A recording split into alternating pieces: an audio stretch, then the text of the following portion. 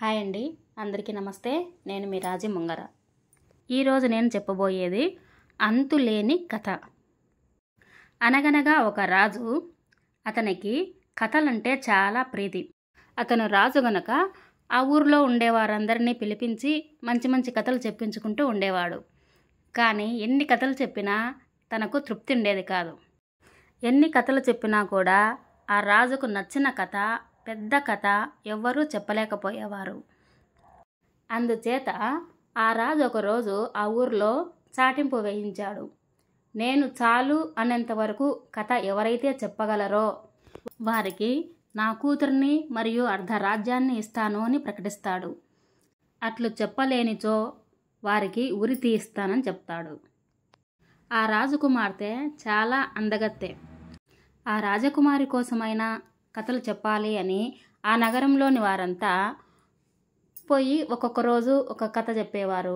కొంతమంది 1 నెల రోజులు చెప్పేవారు, ఇంకొంతమంది 3 నెలలు చెప్పేవారు, తర్వాత 4 నెలలు, తర్వాత 5 నెలలు. ఎన్ని నెలలు చెప్పినా ఏదో ఒక రోజు కథ ముగిసిపోయేది.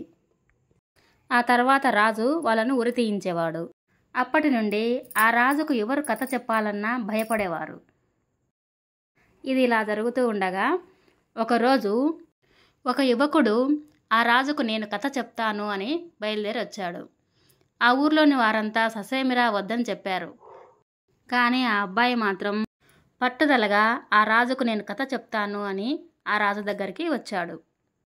పూర్వము ఒక ఊరిలో ఒక రైతు ఉండేవాడు. ఆ రైతుకు 2000 బస్తాలు ధాన్యం పండింది.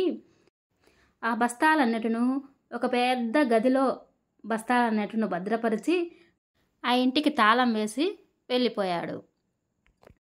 కానీ ఆ ఇంటిపై కప్పు మీద ఒక చిన్న కన్నం ఉండేది.